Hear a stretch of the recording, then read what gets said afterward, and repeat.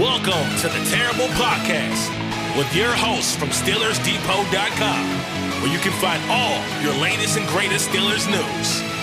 It's Dave Bryan and Alex Kozora, always lit, talking Steelers. And now, here's Dave and Alex.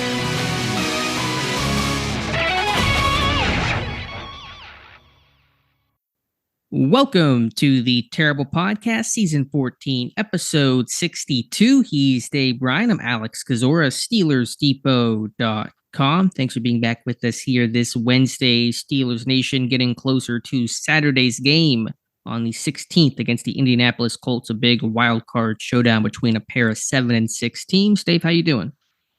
I am ready for this game this week to get the last two behind us now that I've gone through it kind of thoroughly, and I even cracked open the Indianapolis Colts tape last night to start looking at them, and really interested to see how this team responds after two losses to two 2-10 teams. And man, you know, every team around the NFL can say, what if, man, if only we would have won this game or that game or these two games. And you could always say, well, based on what the other teams did, but the other teams are saying, well, if only we would have won this game.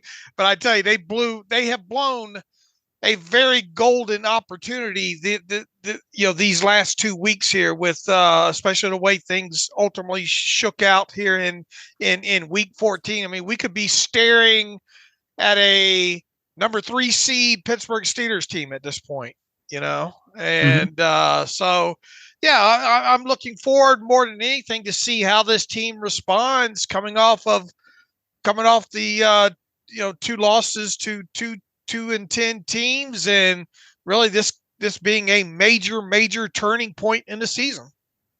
Right. Despite those losses, as we mentioned on Monday, Pittsburgh wins this game. Their chances of making the playoffs, are through the roof. Not guaranteed, and you still have 3 games to play. But to me, the winner of this one between the Steelers and Colts likely makes the playoffs, and the loser of this one likely does not make the playoffs. And so those are the stakes of how I would frame Saturday's game.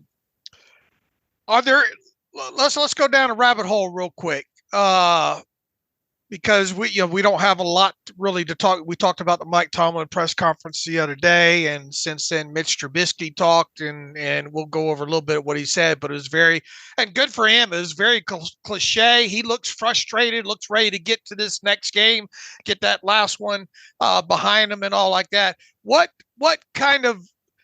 changes are you kind of looking for, or would you be interested in this team making this week? And obviously, look, schematics are the schematics for the most part. You don't expect them to revamp the whole playbook and all. But what would you like to see more of, less of? Is there anybody that should be on the bench? That kind of thing. Well, everyone knows my thoughts on the quarterback situation, but obviously I'm accepting that Trubisky will start. So with that in mind, can he just adjust his risk meter a little bit? And I think some of the post-snap rotations the Patriots offered, as you talked about, I believe on Friday's show or Monday's show, gave him some fits. So adjusting to that has to be better. Just situational ball. This team is terrible on third down. They're not good in the red zone. I was pulling some data last night, and I'll probably write about this either later today or later in the week. That Pittsburgh this season, I believe, is 34.8% on third down, as far back as Pro Football Reference tracks that stat, which goes back to 1999. The last time, the only other time Pittsburgh has ever been worse on third down over the course of a season was 2019, the Duck Hodges, Mason Rudolph year. So they're a really bad third down team. They're not a good red zone team. So situational football really kind of defines oftentimes whether or not you win or lose games. So from that standpoint, Pittsburgh has to be better there. Especially when they're not getting the chunks, right? And they're not, something that Mitch Trubisky said during his press conference, just in an answer, and he wasn't asked about this, but he kind of voluntarily gave it. We got to skip some third downs. Right. I made that comment against the Bengals. Like, it was good they were converting on third down, but they had 17 third down, 16 right, excluding a kneel down. And people took issue with you saying that, right? But it obviously, the more third down situations you get in, the more down in distance, especially with this offense, the more unlikely you are to convert those things. So you need to start getting it done on first how brilliant of us. Don't get to third down, right? But it's easier said than done. I mean, we have got to start seeing this team. But there's a healthy balance as well too. We want them to push the football down the field. We want them to get more explosive plays. We don't want him to be as reckless with the football. And then yet we don't want to see so many third downs. And when you do get into third down situations, you need to start converting them. They really need to start mixing it. They need to try to find a way to get back to some of that middle of the field stuff, some of the stuff that they showed against the Bengals there for starters. As far as the quarterback situation goes, it would not have hurt my feelings had they come out and said Mason was starting this week. Now, within that, it's not like either one of us are expecting. We admit that it could be just as bad, but why not get a look at it? But within that, the fact that we know that they're not going to start Mason Rudolph, I've said this a few times, and I imagine you're on board with it as well too.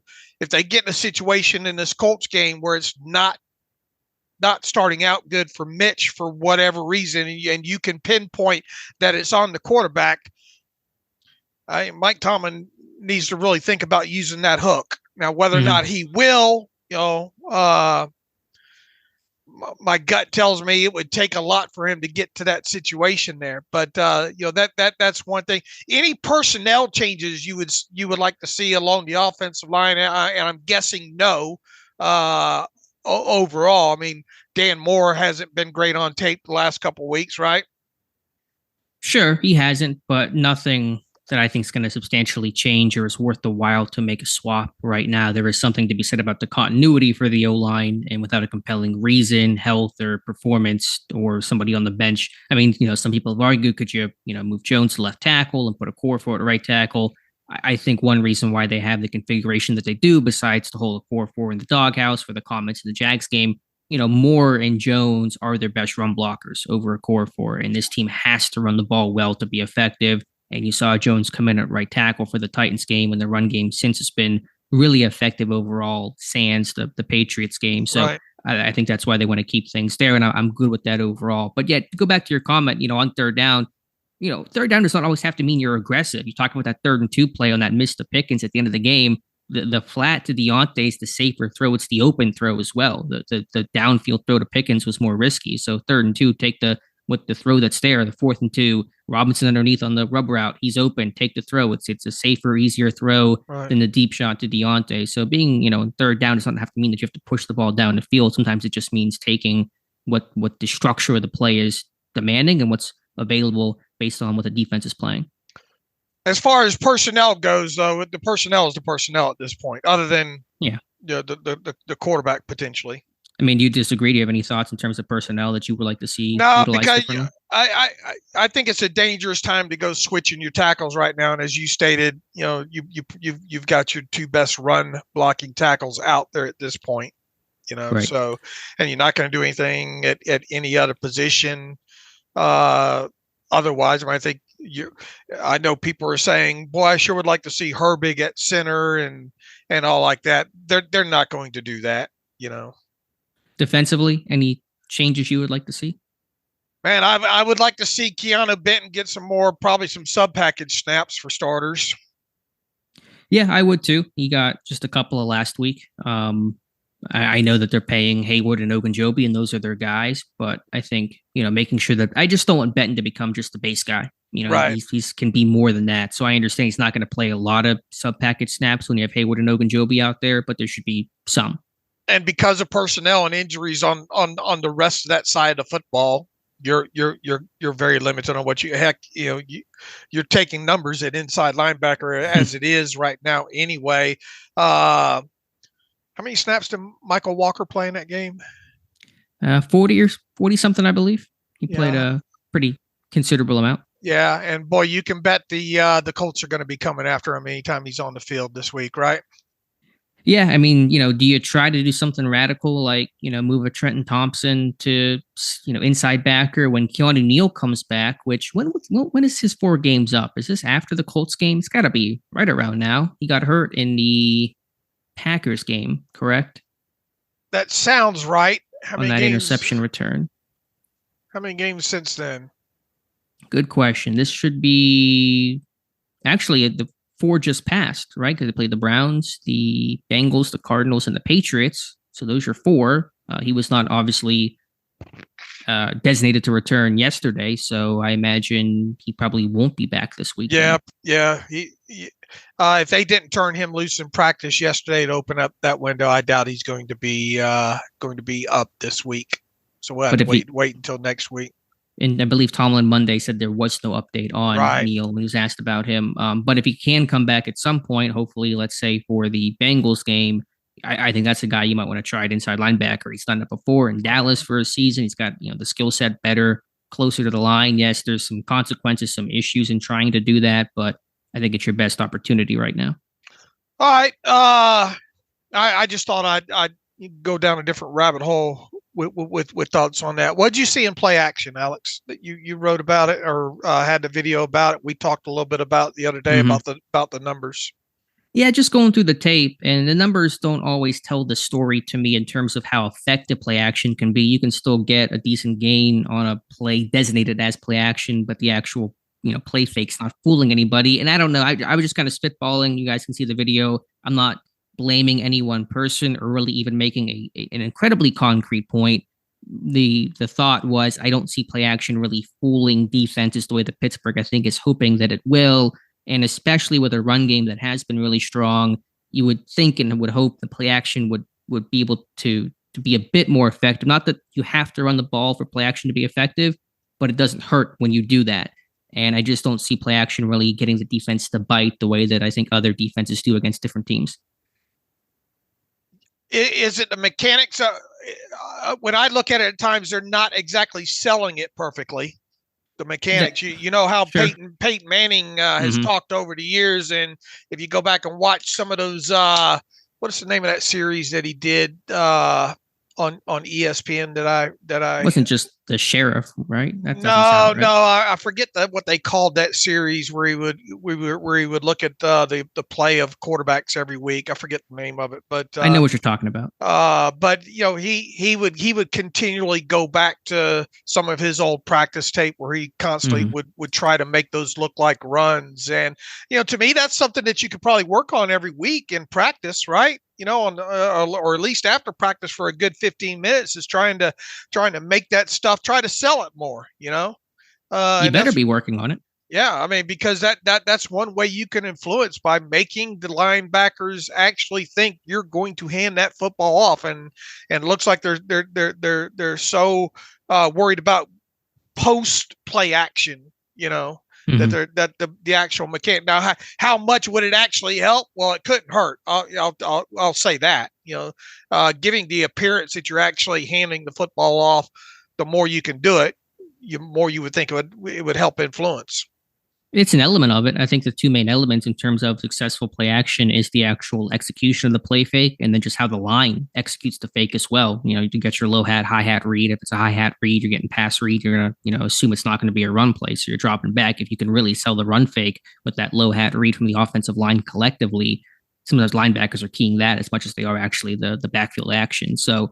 Again, I don't know exactly what the issue is. I don't know. They've done it a lot against zone. I don't know. You think play action's better against zone because there's eyes and vision on the football, or better against man because the linebackers might be more aggressive? And I'm not sure which is actually probably the better defense to use play action against. Well, I mean, more than anything, those interior inside linebackers, right? Those are the guys you really want to influence. And if their eyes are forward, especially if it's run down, in run situations, the more that you can make your runs build off of, and that's something this team's had problems doing for years, right?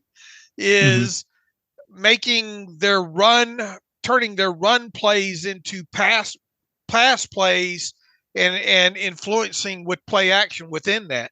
Making it all, and this goes back to something we talk about every year. Trying to make things look as much as other things as much as possible.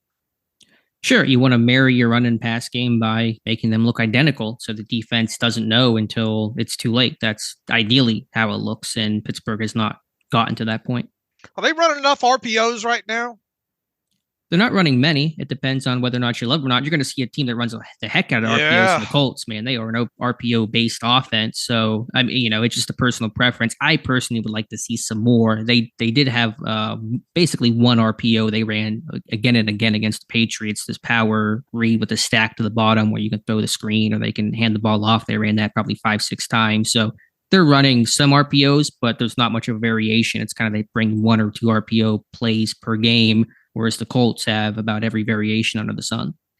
It feels like this is going to be another one of those games where the Steelers better be able to run the football, And, sure. I mean, that's true for them for essentially every game. You look at, the wins and losses, but how well they run the football is usually pretty clearly defined. All right. Where to from here? Mitch? Injury report. Let's go injury report. Yep, let's talk about the Tuesday injury report coming out a day early because of the Saturday game. Everything bumped up a day this week. 4 Steelers not practicing due to injury on Tuesday. They are quarterback Kenny Pickett with the ankle, running back Najee Harris, the knee, Isaac Sayamali, the guard, a shoulder, Landon Roberts, a groin injury. 5 players limited, including both outside linebackers in concussion protocol, Alex Highsmith and TJ Watt, Keanu Benton with the oblique, Cam Hayward, groin, DeMonte Casey, ankle, again, all limited there. James Pierre was full with a shoulder. He should be able to play, or at least healthy enough to play against the Colts. So good initial sign for Highsmith and Watt to be limited, to be working in some capacity. Still have to work through protocol. Still no guarantee they play against the Colts, but it's trending in that direction that both will be available. Those are the 2 that we're going to have circled the rest of the week, right? At least it doesn't look like James Pierre for special teams purposes won't. I kind of wondered with him ultimately missing that game, and I guess it was because of a short week there with that. But and not like he's going to help the defense, but at least he'll be out there for or should be with special teams. But it goes without saying, Alex Highsmith and TJ Watt are the two players that everyone will be most concerned about moving forward through the final two days of practice here. I know that we're the only people that may care about it, but I forgot to check who was the opposite gunner, Boykin, in this game with Pierre being down. I didn't go back and check that. Let me see if I can pull up my special teams tape that I can scrub back through. Was it Rush? No, he was down, right? Rush was up. Rush was up? Okay, so who was the other gunner? Did you happen to catch him? Hold on, let me get it real quick here. Who'd you think it might be? I'm gonna have to look at it by player. I think I guessed Rush on our Friday show. I'm trying to look through. It looks like maybe Trenton Thompson. Hold on, I might be wrong about that. I am going to look as well here too. I don't have it pulled up here. It does look like Darius Rush, 21, like opposite of Boykin. Okay. At least on the first punt that they had. All right, let me pull up, see if I can pull that up in PFF real quick here. Snaps by position, special teams, detailed. And he played, looks like gunner left 6 times. Okay, so there you go. So he was the replacement there, which is no surprise. Did it in college, even his last year at South Carolina when he was playing on defense. He was a pretty prolific gunner, and I think Terrell Austin or somebody made mention of that at one point after he was acquired. That was the first snaps. Really, he had played L1 on kickoff coverage in week 12. That was really that week was his first real special team snaps. And then this past week, it looks like he got 17 special team snaps overall. He was the vice on punt return, the gunner on punt coverage, and L1 and R1 on kick coverage. And those are the furthermost outside players, L1, R1, for those wondering. But no defensive snaps for him, unfortunately, in this game. Right. With the safety group being a bit healthier, there was no opportunity for Rush to get in there. Okay. What about Watt? Yeah, they just have to go through protocol. I mean, again, the fact that they were limited is often a good sign that they'll be able to clear it, and they're not experiencing symptoms to the point that they couldn't practice in some capacity. But we'll just have to wait and see. Now, bouncing off of that, Ian Rappaport yesterday afternoon tweeting the NFLPA, looking into the protocol, how it was handled. He did say that's standard operating procedure, so not necessarily concerning or anything out of the ordinary. We'll see if anything comes from it. I think it's fair to question the process, but again, I'm not seeing currently in front of me any evidence that Pittsburgh did anything wrong. Yeah, once again, I go back to what Kaylee Hartong said during that broadcast, and obviously we're at full submission of what she reported in that, but saying that he was in the tent with the independent neurologist for 4 minutes. I take her at her word on that. And, all that stuff you would theorize would have to be documented, right? I imagine there's something to be tracked there. Sure. I'm sure they'll talk to the UNC and the team trainers and doctors. Yeah. I said independent, unaffiliated. You would think that guy has to fill out some kind of TPS report or something after the game. That I wonder what the minutia of that is about. How long the process has to be, and how they have to log it. And you would think, the NFL's become so detailed and supposedly so serious about it that all they would have to do is pull up the independent reports on that. Yeah, I was in there. I saw, I ran them through this test and that test and the elapsed time. I wonder if they log, you know what I'm saying? I wonder how detailed that stuff goes. You might be able to go back on the Tua stuff last year and find out. I mean, it's never been covered to that degree before. I don't know the process or if that information exists, but if it does, I imagine it came out with the Tua head injuries last year. And obviously they probably wouldn't release the specifics related to it, but I just wonder about the process. And what I'm getting at here is it should be pretty cut and dry with the two sides digging deeper into this of what it all boils down to, what UNC found, right? I mean, it does, but in terms of concussions, are concussions cut and dry? I mean, again, the evidence seems to suggest he had something going on there, probably in game with the visor change, the migraine right after the game, which probably did not start right after the game if you had to guess. So, I get in terms of the process and potential paperwork, that may be cut and dry talking to those people associated with checking on Watt, but trying to determine fact from fiction and just, who made the right call. In these medical situations, it might be tougher to do. I don't know. I really don't know much about the process. Right. Well, we'll find out what they find out with that. We will. From the Colts' perspective, Jonathan Taylor, their star, and had been starting running back, missed the last 2 games with a thumb injury. He did not practice. Head coach Shane Steichen saying he has a chance to play, but probably just a chance right now. It was my interpretation of it. But we'll monitor his status throughout the week. If he can't go, Zach Moss will continue to be their starter and workhorse. No other really, I think, serious injuries. Braden Smith, one of their offensive linemen, he got hurt a couple weeks ago. He did not practice, so that is one name to watch there. They should get some other guys back, and their linebacker, EJ Speed. Juju Brent should play. DeForest Buckner should play. But Jonathan Taylor, the name that Steelers fans will be watching to see if he actually gives it a go. Yeah, and it doesn't feel with some of the line of questioning. And he was asked, Shane was, I think during his yesterday press conference, is the plan for Jonathan Taylor to play at all the rest of the season? He said yes, obviously. And look, I mean, they haven't moved him to IR. I mean, I think it's pretty obvious at this point they expect to get him back at some point. I'm not convinced that this is going to be the week for that, though.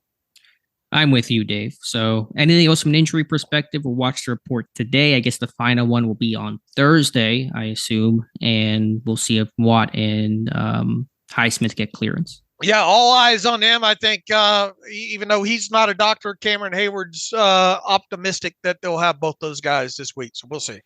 There you go. Quarterback speaking yesterday, of course, not Kenny Pickett, but both Mason Rudolph and Mitch Trubisky meeting with the media. We'll start with Trubisky. Did not have much to say. Got to get George Pickens the ball more, got to start faster. Trubisky says he'll benefit from extra reps that he didn't really get to have last week. And just having the one true practice on Wednesday prior to Thursday's game. So fair points there. But again, the results are really all that matters.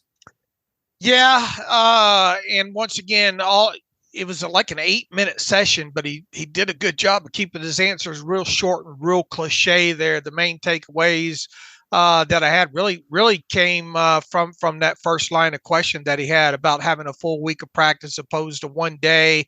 He says it should help for sure. We need the reps. I need the reps that allows me to continue to get comfortable in the offense. He should be comfortable in the offense, you would think, but more comfortable in the offense and continue to work on timing with these guys and operating the offense. So a full week of work is going to be helpful there.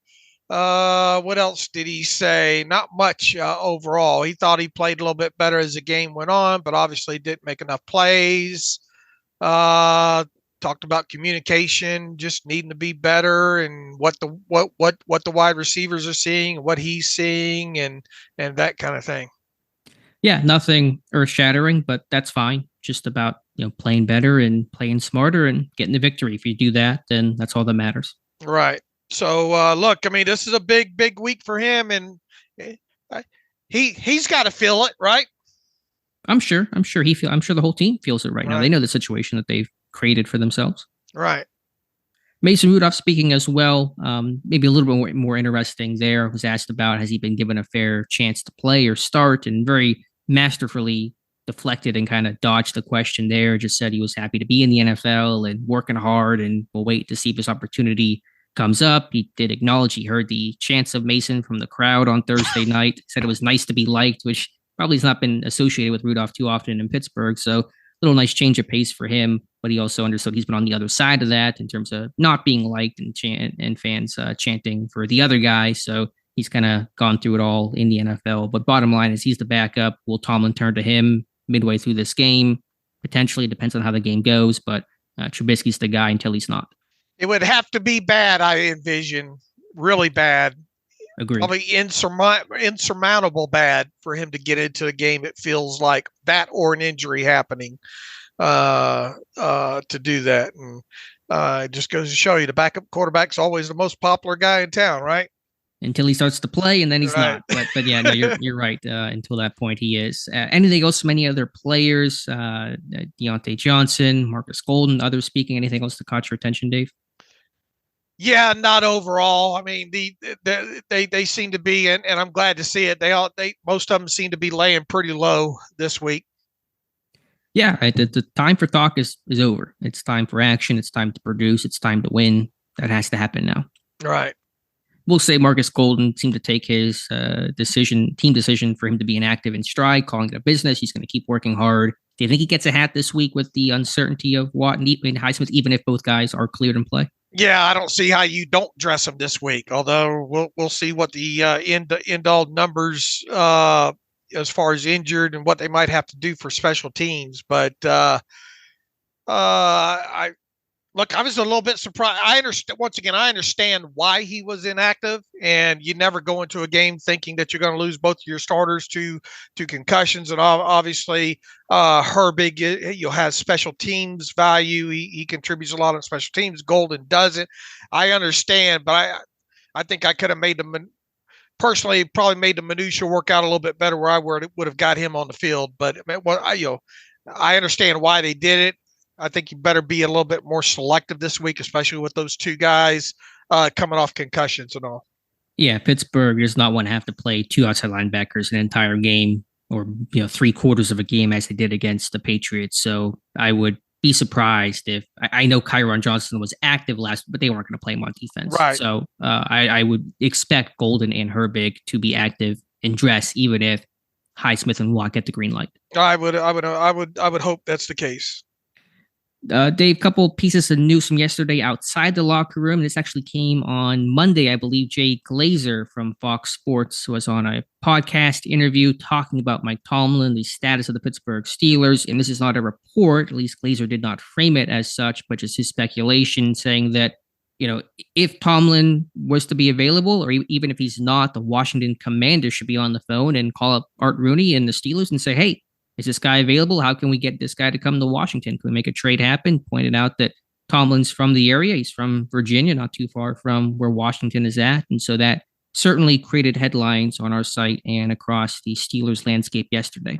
Yeah, and once again, it's not a report. It's him speculating, if something were to happen, and we've hit on this before with the Commanders because of the link to the ownership, with Josh Harris previously being part of the Steelers ownership, right? And the proximity back closer to Virginia would make sense. Do you now? If anybody else other than Glazer would have said it, depending on how high profile they are, obviously we probably would have written about it and potentially talked about it. But Glazer and Tomlin are buddies. Right. That's honestly why I wrote about it. I don't know if I would have written about it had it been anybody else just kind of speculating like that. But Tomlin is as close to Glazer as any media member. And again, not a report speculation, but does Glazer know something? Does he not? But yeah, those guys hang out. They go to fights together. They've been spotted out just out and about. I think at different charity events or some kind of stuff like that. Those guys are pretty close. Do you think he knows anything? That's what I'm asking. I mean, again, framing this as speculation, but you just wonder how potentially informed. To be clear, I'd be very surprised if Mike Tomlin is not coaching in Pittsburgh in 2024. Same. I fully expect him to be there, right or wrong. Not going to get fired, not going to get traded. But he's not saying that Pittsburgh would do it, and Tomlin would want to do it. He's saying Washington should call. Does he have a feeling that Washington would want to call, considering Harris's ties to Pittsburgh, as you mentioned, and just the chance to take a swing at a coach with the Belichick rumors flying around as well, in terms of him potentially being out of New England. So. How crazy would that? I mean, it really starting to sound more and more like Belichick's going to be out. We talked to Ben last week, and he said he was pretty confident that Belichick was going to be gone. The question is, how does he leave? Is it a fire? Is it a trade? Something like that? We'll have to wait and see. So, again, Washington could call. It wouldn't shock me if they did. I think Carolina would have interest as well, but I don't think Pittsburgh would reciprocate that, and I fully expect Tomlin to be in Pittsburgh in 2024. And there was also the Bleacher Report from what's his name, Jordan Schultz, which, I mean, he breaks a lot of news. I don't know how connected he actually is, but I will say this, and have pretty much thought this the whole time. I mean, it's going to be something that's obviously speculated about, and more so if this team flounders the rest of the way and doesn't make the playoffs and yada yada. And I was on Dave Weekly's show yesterday. I'm on that show every Tuesday afternoon, and asked about it as well too. My gut tells me that Mike Tomlin is going to be this coach in 2024, and I think one of the more intriguing things because if for some reason he's not, okay, that would happen right after the season, you would think, right? Because Tomlin and company like to go to all the All-Star games. We know that. And they like to hit the trail in a hurry. This team's more than likely going to need an offensive coordinator to hire as well, too. So long story short, you would think that the Steelers would get this process underway if they were to move on in some capacity from Mike Tomlin right after the season started. And on the flip side of that, wouldn't you think a decision about if he were to stay, that a decision on an extension would happen right away? Or is that something that might trickle into April? They usually wait on the extensions, right? Now, this situation may be a bit different, just considering the more uncertainty and some controversy about Tomlin's status. But usually on extensions, those aren't done immediately. Am I wrong about that?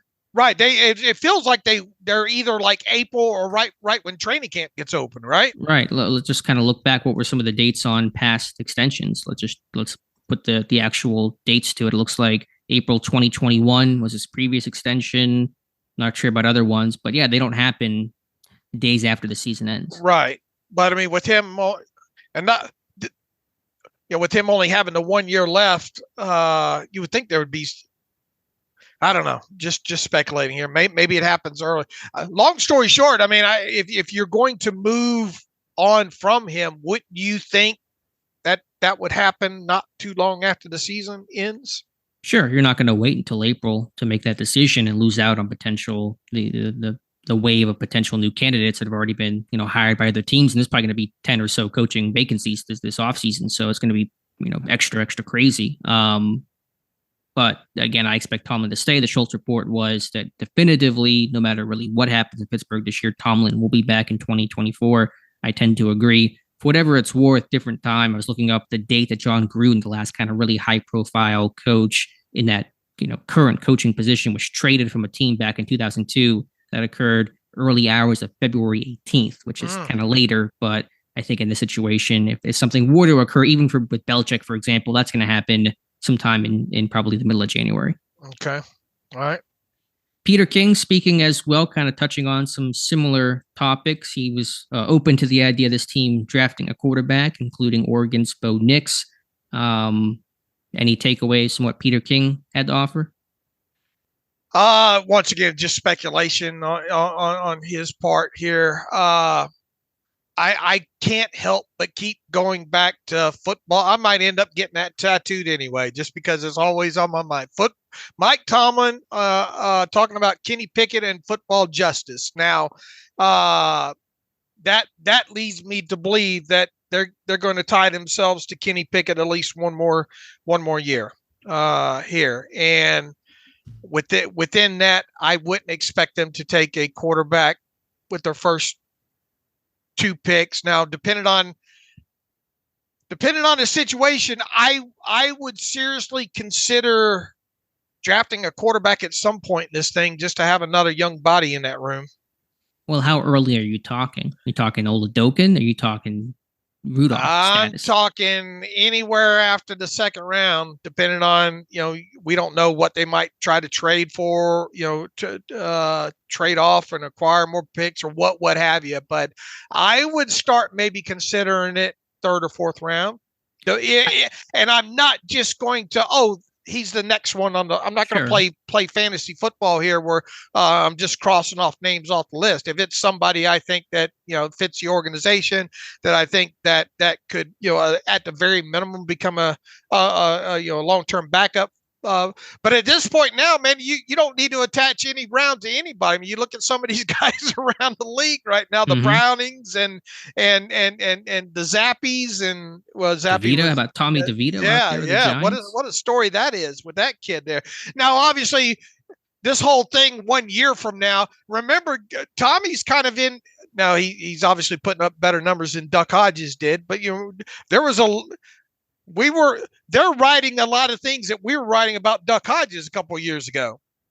Sure, about the undrafted and the wins. And in fact, I think Tommy DeVito became just the 3rd undrafted true rookie quarterback to notch 3 NFL wins or whatever that stat is. I remember writing about that a couple of years ago with that. So because Duck was one of them, correct? He went 3-3.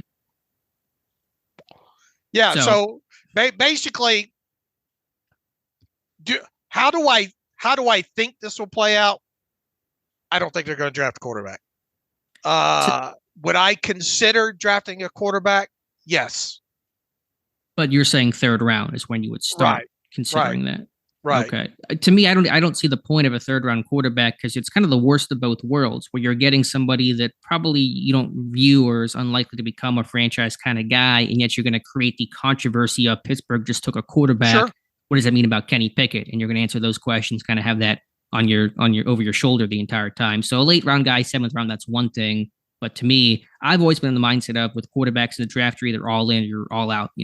Jump into the deep end and take your shot in the 1st round or early 2nd round, or don't take one at all. I know, lately you've seen some later round guys be able to work, and maybe that'll sway my opinion a little bit. But to me, either you're in or you're out. I think for Pittsburgh, I expect Kenny Pickett to be the starter next year. And I understand you're not picking top 5. You're not going to get a Caleb Williams or Drake May or one of those blue chip kind of guys. But there could be a quarterback in that area. And with Bo Nix, like Peter King mentioned, that's kind of in that 20-something type of range. If he becomes available, or in spitting distance of taking him, there's going to be a conversation about whether or not you want to take a guy like that. We'll see how much homework they do on it. pre-draft. I'm not expecting it, and even though I would consider sometime third round or later, I don't expect them to do it. I think they're all in still on Kenny Pickett. I think one of the bad things with this injury and all like that is it doesn't give you these extra, however many games he's going to be sidelined for to get an extended look for him. But within that, how much more really do you think you were going to learn? Well, you did want to see some post-Canada. Yeah. Do the Steelers win that game against the Patriots with Kenny Pickett back there? I don't know. I mean, I think, Pickett would have taken better care of the football. I see the point you're making, but I don't spend much time thinking about that kind of stuff. I mean, and once again, as we talked about, there's going to be the Kirk Cousins talk and whoever else, might be out there higher profile. All this is going to be us talking about all this stuff is going to end up being wasted breath when it's all said and done, because I boil it back down to the things that Mike Tomlin has said. Now, Mike Tomlin's not there, and once again, we talked about it as well too. This Omar Khan can distance himself from this if he wants to. I didn't draft him. Kevin Colbert drafted him. And how many times have we seen new regimes come in, even if it's a guy that maybe's been promoted that says, I didn't make that pick. Yeah, I mean, that's the case that he can make. I think you made a really good point of Dave, that if they were going to look at a quarterback, we're going to know. They're not going to hide that. If they wanted Bo Nix, they're going to be at that Oregon Pro Day checking him out. They're not going to just not go there and still, be in contention for Bo Nix. Bo Nix, we know the history of, first round picks and either the GM or the head coach or both being at that pro day. We know how hard they worked in 2022 to go to every pro day, meet with every quarterback, overturn every single stone to make sure they found, in their opinion, the right guy. So they're not going to slyly, sneakily go take a quarterback in the first round and surprise somebody. If they want a quarterback, they're going to do their homework. We're going to talk about it. We're going to know about it. We're going to see it. And again, I doubt that occurs. And back to my thought about, should they, even though in my heart of hearts, I think they should. I mean, we've gone over this recently as well too.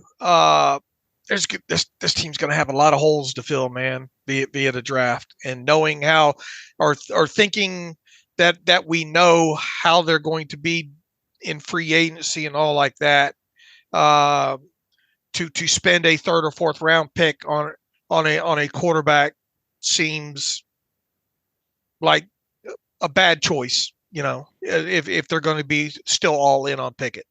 I agree. But in terms of the question of should they, you're right, this team might have a lot of holes, but if quarterback is one of them, that becomes your top priority to fix. At worst, once again, if you could get a guy that at least could somehow be a younger option to maybe push to get a look at, and at worst, maybe be your backup for you so you can move on from a guy like Mitch Trubisky, But again, what does that look like? A third round type of dude? Like when does he get a chance to play and prove himself? And again, the controversy that's going to bring up. I mean, well, obviously you would hope that Kenny, makes a huge jump and you never have to see your backup come in except kneel down, but at least it gives you another younger option to turn to. Yeah, I just think back to when they took Mason. I know circumstances were a bit different, but there was a lot of controversy then, and obviously Ben was upset about that. I don't think Pickett would be, as publicly upset about that, but there was a ton of controversy when they took Rudolph. Is he the heir? Is Ben done? Are they moving on? That same conversation is going to take place with Pickett if they take a quarterback in the third round. So I just don't like that because I don't really see what the benefit really is. Right. Okay. All right. Anything else here, Dave, that I'm missing from either Peter King or any player or any analyst or anything at all that you want to talk about? I think we hit most of it, didn't we? I think so. We had already cut. The thing is, with the game being on Thursday, a lot of things has happened that we normally talk about on this day. We already talked about, and we'll dive deeper into the Colts breakdown on the Friday show and have a beat writer hopefully as part of that show. And the Tomlin presser happened a day earlier, so we already knocked that out there. So I think the list of things to talk about today is kind of shorter. Yeah, it is. Let's get to some reader emails, Dave, and close out today's show. All right, Mario Brunell writes in, "Good day, gents. Have we heard anything about Kenny working on his craft or getting better to help this team once he returns? Obviously, he's got to rehab, but is he also studying as to why he's been so god-awful this year? In my mind, there's nothing wrong with this team that competent quarterback play couldn't fix. It would invigorate every aspect of the team. Also, do we throw in the towel and draft a quarterback this year? Kenny's 26, he says. I mean, damn. We already had, look, just because Dave thinks that he would seriously consider maybe picking a quarterback in the third or fourth round. That's just me. So many times people say, well, you guys don't talk enough about maybe what you would do. So there's a little something in that. Alex pushed back quite a bit on that. And once again, do I think that happens? No. No, I don't. And I hate to keep going back to what Mike Tomlin said, but they are willing to ride. I have a feeling that they're going to come out of this season willing to ride Kenny another year. And if it doesn't go well, then go into the 2025 draft with quarterback being a high priority for this team. So, no. What's the other part of it here? Oh, Kenny and working. Look, this goes back to what another thing that Mike Tomlin has said about Kenny Pickett. He calls him a very hard worker, very diligent, wants to win, yada, yada. I don't doubt that a sideline Kenny Pickett, I don't think is just moseying around the facility looking to empty empty trash cans or anything. I think he's part of the game planning in the film room trying to learn. And we saw the shots of him up in the booth the other night in the game against the Patriots there. People probably wondering why wasn't he on the sideline? Well, if you're on crutches, don't they have a rule that if you're on crutches, you can't be on the sideline, the Steelers? I don't know for sure of the rule, but it would make sense if you're on crutches to not be on a sideline where players are coming at you. And look, maybe a game or two up there, looking at it from an all-22 perspective, wouldn't hurt Kenny Pickett. No, I mean, there's a chance to kind of have a momentum. He didn't get much time to sit around before he started playing. He got 3.5 weeks, whatever it was, midway through week 4, he's playing. So there is a chance to sit and reflect and have that different perspective. There might be some value in that. But yeah, I mean, he's a worker bee. I know he's putting in the time. He's, of course, rehabbing, trying to get himself healthy, all that kind of stuff. But I don't think he's just sitting on his couch watching reruns of Price is Right. I think this guy's probably working as hard as he can to get back as soon as he can. And look, everybody I know is excited for whenever that happens. But in the meantime, they've got to win some games without him. However long that is. Is it going to be one more game? Is it going to be 2 more games? We don't know. But they're not going to have him on Saturday against the Colts. And, just playing the odds, I kind of doubt they'll have him for the game against the Bengals as well. But we'll see. That's obviously a long time away. But I trust that Kenny is working on his craft of getting better to help this team once he returns. That's the gist of the question there. I agree. And just off topic, and I know we're going to talk about this probably a lot more, and we kind of mentioned it throughout the show, but I keep going back to the question of, will Tomlin get an extension? When will that happen? What does that look like? 1-year deal? I think it might be is it the biggest question of the offseason? Yeah, I think so. But once again, I hate to keep reminding. I mean, we got the final 4 games. We got 4 games left in the season here. And do you think the 4 games can change that answer? I guess it depends on how bad it looks, or how good it looks. You go back to that quote that Art Rooney had during the bats, what we like to call the bat signal sessions, right after the season. He praised the way the team came on down the stretch in second half of the season and talked about how they finished and the importance of that. What if this 2023 team doesn't finish well? Yeah, that's fair. What's the importance? Is he just going to turn his head and say, well, we lost our starting quarterback and had a couple other injuries. That, is he going to paint it that way? I mean, how can he not put emphasis on improving? What is that one? Let me see if I can pull up that quote I posted the other day, because it's something that really struck me when going back and looking back at what he said last year. He says, this was on January 26th of 2023. I think the number one thing I always want to see in a team, right? He said always, right? That I always want to see. Let's parse this out. Let's play parse this out. Okay, your favorite game. I think let's context and parse this out. I think the number one thing I always want to see in a team, and I think it's up to the coach to make this happen. That's pretty definitive there, right? Sure. We're going to get a 30-minute segment out of this. We're called stretching the runtime of the podcast. And I think that's up to the coach to make this happen, is get better as the season goes on. I mean, you should be your best team at the end of the season. And so I thought we did that. Of course, talking about last year. Bringing a rookie quarterback along, I think, as I said before, there's no one way to do it right. We wound up with a rookie quarterback who got better as the season went on. And I think we're excited about the future because of that. I think those things are encouraging the way Mike handled them. Yeah. It's a different story this year, that's for sure. But it's not the first.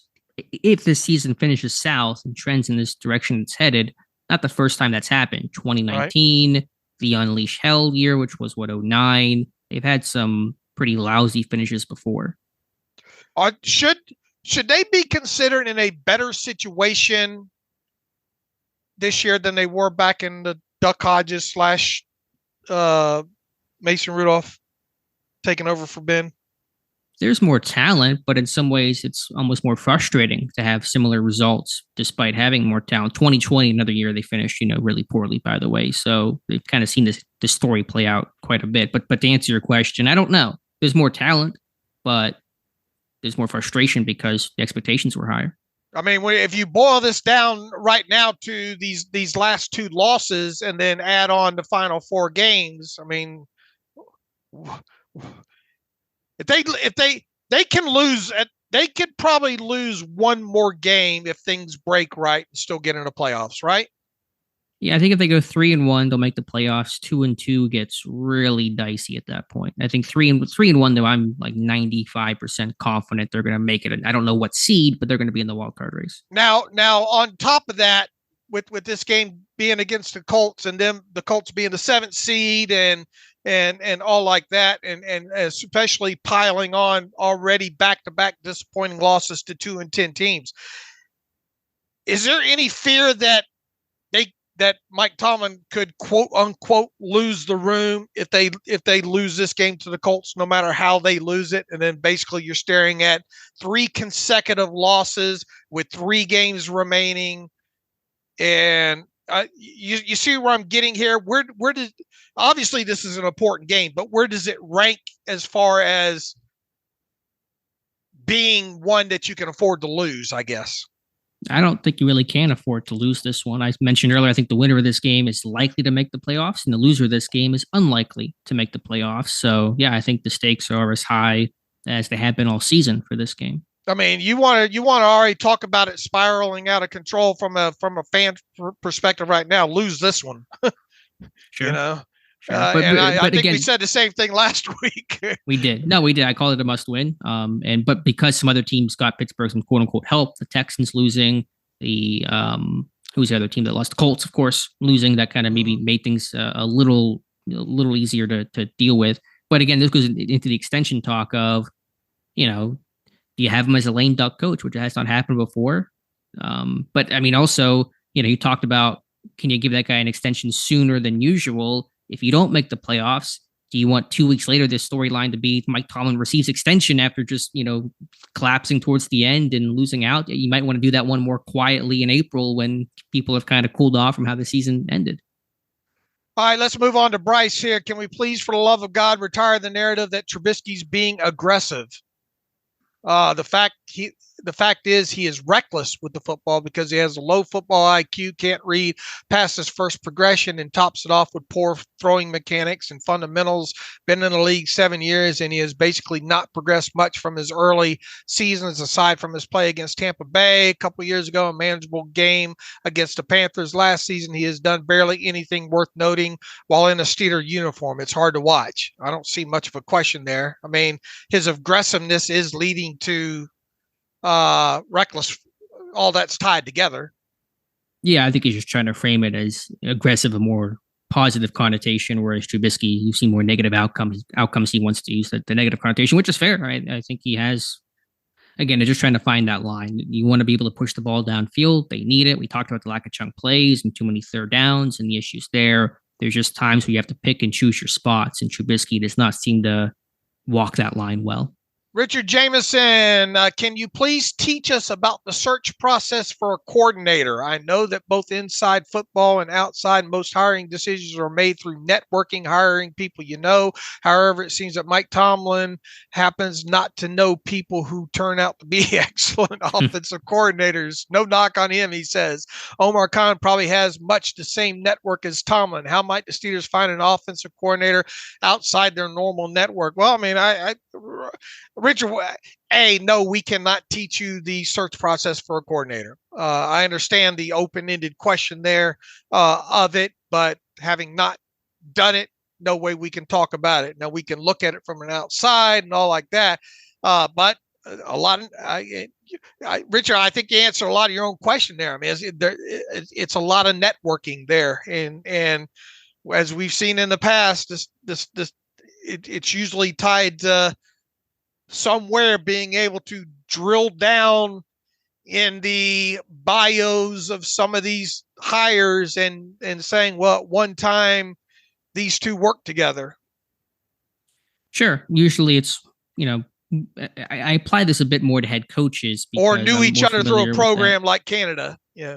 Right. Usually it's either you knew the guy or met him along the way, and again, this applies. I know it applies to almost all head coaching searches. I don't know how often it applies to coordinators, but consulting firms, teams will go hire a consulting firm to create a list of candidates and vet them to some degree and give them a list of 5 or 10 names to kind of work through from there. Again, that's very common with head coaches. I don't know if it's as common with coordinators. It could be. It's an option, though, I'm sure, if teams wanted to explore it. So usually it's some sort of networking or connection, or you go consulting firm to kind of do the work and give you a more narrowed down list. Let's say Mike Tomlin is the coach in this next offseason here. If you're Art Rooney II, do you demand to be heavily involved with the decision-making of the offensive coordinator, or do you let Mike Tomlin shop for his own groceries?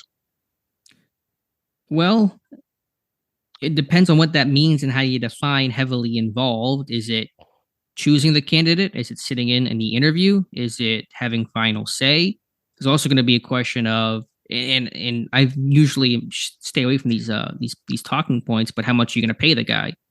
We don't. There's been the old, reputation, or at least the claim, that Pittsburgh does not pay their assistant coaches highly. I don't know the answer to that. Nobody knows the answer to that. The late Dan Rooney once said they don't pay the most, they don't pay the least, they pay on the high side of fair. But if you wanted, say, to have the big swing for some up and coming name, probably have to pay for that guy. So if they wanted to go that route, then Rooney's checkbook is on the line and involved, and Rooney's going to probably have some say in that, additional say in that. How much do you envision? What do you envision Art Rooney II's football IQ being? I mean, he's not going to break down, Ripley's match or something, if that's what you're asking. Can you put him on the whiteboard? You're going to and a seal here and a seal here. I mean, those might be the only plays he knows. Yeah, the old Lombardi stuff. He probably wishes they'd run a whole hell of a lot more of them like us, right? Power. At his core, how much do you, in other words, do you think he knows what he's looking at when looking at some of these other, potential offensive coordinator candidates? I mean, I don't want to assume anything about the guy. Yeah, he's not going to know the intricacies of a blocking scheme probably or something like that, but he's been around football long enough, and with his dad and part of this franchise, I think he knows what it's supposed to look and feel like, and how the organization, ideally when it's successful, what success looks like, and how that functions to some maybe broader degree about the people that you need to hire, and the work relationships and the structure and organization and those types of things. So from that perspective, yeah, I'm sure he has a solid football IQ, but obviously he's not a coordinator, he's not a positional coach. He's not going to teach the technique of a position or a player. How many owners are owners around the league or owners, I guess, do you think are? Look, I'm glad the Steelers are not like the Cowboys, where Jerry Jones holds a scrum after every game. Mm-hmm. You're asking how many owners are hands on or hands off? No, more. Who has a higher? Who among them probably has a higher football IQ? Between Jerry Jones and no, just across the league. It's an impossible question to ask. Should owners have a higher foot? Let me tell you, if I IQ is. Right. Well, it's an impossible question. Let me tell you, if I were an owner, I would be heavily in tune with the X's and O's. Yeah, that's fair. I mean, a lot of them come from maybe not always those backgrounds. You look at the, Walton family, for example, that just bought the Broncos. I don't know how much they were watching all 22 before buying the Broncos. They were kind of busy. But he's been around the game his whole life, Sure. Yeah, I don't know. I mean, it varies. I don't view it as an owner from a football IQ standpoint. I view it from a how hands-on or how hands-off are they. You have owners that are very hands-on, like Jerry Jones, like Jim Irsay. You have more hands-off owners, none coming to mind besides the Rooneys. Although I think the Rooneys are a bit more. The Rooneys set the table. They tell you what the dinner should look like overall. They're not going to tell you the exact ingredients or the exact process of how to get to that point, but when Art Rooney wanted a stronger running game in 2021, they go out and they draft Najee Harris. We all knew they were going to do that. So I think Rooney, tells them what the meal needs to be. The exact process to get there is up to the front office, the GM, the coaches, etc. So he gives the loose parameters of what he would like to see the offense or the defense do, and then he lets Khan and I guess what I'm getting at here is if Tomlin stays, there will be loose, defined things that we hear every January. We got to run the football better, kind of things, and it's up to Tomlin to meet those expectations through whatever hire. That's my interpretation, just based on my knowledge. I don't have anything, definitive that would say that. I think Art Rooney issues the mission statement each year, and probably after this year, it's going to be, we got to make Kenny Pickett work. We have to develop Kenny Pickett. That's why Matt Canada was fired, and Tomlin cited the lack of development with Kenny Pickett, obviously. And so I think the run game has been better this year, and so maybe be less of a talking point. The narrative, the declaration, the mission statement is going to be fix Kenny Pickett. Okay. So in other words, what you're telling me is we can probably not count on Art Rooney, the second, under a alias name, writing a post for Steelers Depot, says the top 5 offensive coordinators the Steelers should consider. If he wants to, Art, send it our way. We'll make it happen. Rart Uni,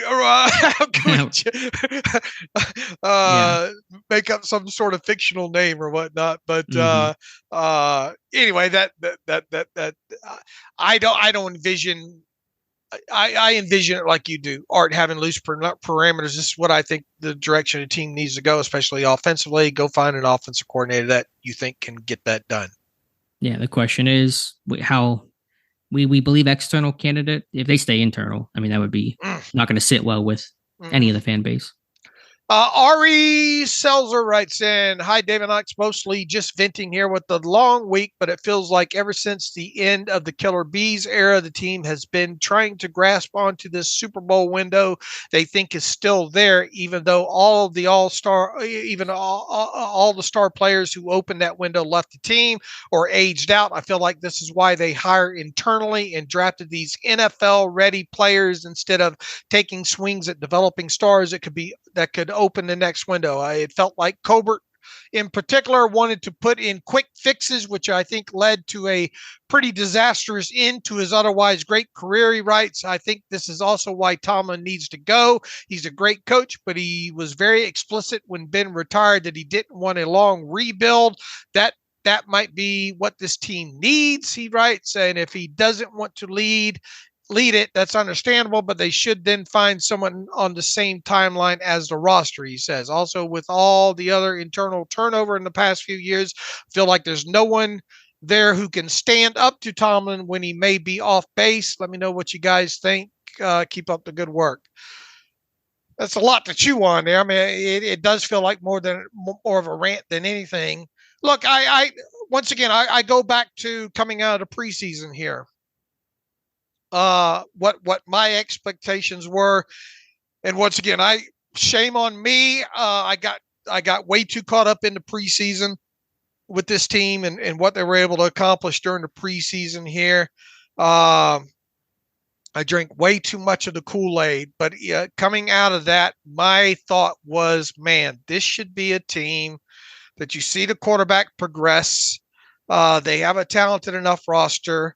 They should be able to get into the playoffs. They should be able to win at least a playoff game to get that onus off the back. And then the thought coming out of the 2023 season is that a new Super Bowl window has opened. And I just don't feel that right now. Yeah, I don't have a whole lot I can respond to in terms of, are there people that can stand up to Tomlin? Omar Khan has been in that building longer than Tomlin. I understand the point. I think Tomlin probably gained some more influence post-Colbert because he was one of the decision makers that has now been there the longest. Of course, there's Art Rooney as well. My only thought that I could offer back is, and I may think about this some more and write about this in the offseason, I think Kevin Colbert did a really good job as a Steelers GM. I think he gets too much criticism. I think even in the later years, he got too much criticism that people said he fell off as a drafter, maybe to some extent. I think it just got more competitive, harder to hit. But I think the 2017 class, for example, looked spectacular. But I think maybe his greatest mistake was feeling obligated to leave this team with a quarterback and to stay on and hang on for that last 22 draft. And I think he was pretty hell-bent on getting a quarterback and trying to leave that for the next guy. And maybe he should have not done that. Let the next regime, whoever that may be, choose the quarterback of the future instead. Okay, fair enough. Let's see. Jordan Walls writes in, hey, guys, as I left Acrisure Stadium Thursday night thinking the Steelers quarterback situation could not be worse, I somehow feel even worse about it now after watching countless teams, including the Giants and Tommy DeVito, look miles ahead of this team. Is this a case of poor quarterback play, or is this a case of incredibly poor coaching on the offensive side of the ball? For what it's worth, I would like to see Kenny for one more year with a competent offensive staff before giving him the boot. It's a fair question. It is frustrating to see the success. Tommy DeVito could turn back into a pumpkin in the next 2 games. Once again, I usually like to see these guys get about 20 games under their belt, then see where they look at now. But without a doubt, I mean, Tommy DeVito drove that team down the field, right, to get the field goal. And all look, from what I've not cracked open the all 22 on him, but from what I see, I mean, is he playing without? Is he playing because he's got nothing to lose because of his situation? Is that helping his cause? And yeah, I mean, probably all the above. Newness to defenses. They don't know who he is and his strengths and weaknesses. Yeah, he's not. I doubt. I don't mean to have the DeVito slander here, but he's probably not going to be the long-term option of the New York Giants 5 years from now. But they sure think he is right now. Well, the fan base. Yeah, I get it. I mean, enjoy the moment for sure. They've been starved for good quarterback play for 5+ years, so I'm good with that. Enjoy the moment. But you're right. He's going to turn back into a pumpkin. But I'll take Cinderella for a couple of games just to get you through. Like if Pittsburgh had Cinderella for 2-3 games, that's probably enough to get you in the playoffs. Has Pickett ever been Cinderella for a moment? Maybe some late games last year against the Raiders and the Ravens, the heroics to win those. But there's some, you're not even kind of getting some of the moments, and certainly not the production that other teams are. So I think that it does reflect coaching and scheme. Let me see if I have any more in here. I think we got through most of them here overall. So I think we filled the show up pretty good overall. Anything else to add, Alex? The coordinators talk today on this Wednesday, so we'll be recapping anything worth talking about on the Friday show. We'll obviously start getting into the Colts game on Saturday and previewing that as part of the Friday show as well too. We have right now a beat writer lined up. Hopefully that carries through and we can deliver that to people on Friday. Apparently Stephen A. Smith is ticked off at Big Ben, so we're going to go listen to those comments and see what Stephen A. Smith is all mad about today. Is Ben always going to be this guy now? In the sense of some people say that Ben's constantly going to be a thorn in whatever quarterback's side the Steelers have moving forward. I'm not sure how. In other words, constantly, is he going to keep himself in this limelight and be the guy that's the internal yet not internal analyst? I guess you know what I'm saying. Are we 5 years from now? Are we going to be writing about Ben Roethlisberger's thoughts on whoever the Steelers quarterback is? I don't know. It depends how long he wants to do the podcast for. I mean, it's been, I guess, going pretty well for him. It seems like I mean, he's doing the podcast. He seems to be enjoying it. There's been a decent reception. So I have no idea what his long-term plans with that is, though. Do you know what Stephen Smith's mad about particularly here? No, I just saw the headline. Probably something about that Ben hung on for too long and I don't know, didn't play well towards the end. Something to get mad about. Also, North Dakota loves Pittsburgh. Had the article this morning. It's apparently the Steelers were the most visited team page per Pro Football Reference in North Dakota. Not in Pennsylvania. The Eagles edged out the Steelers in PA, but North Dakota apparently big Steelers fans. Have you ever been up that way? I have not. Have you? No. And I damn sure am not going to go when it's cold. Amen to that. All right. We'll get back after on Friday, Alex. And let's see. Until then, you can follow me on Twitter /X at Steelers Depot. Follow Alex at Alex_Kozora. Follow the show at Terrible Podcast. Email the show, theterriblepodcast@gmail.com. If you like what we do and want to donate to the cause, SteelersDepot.com. Hit the donate button up right navigational bar. Also, if you like an ad-free version, SteelersDepot.com. Hit the ad-free button. And until Friday, as always, thanks for listening to the Terrible Podcast with Dave and Alex.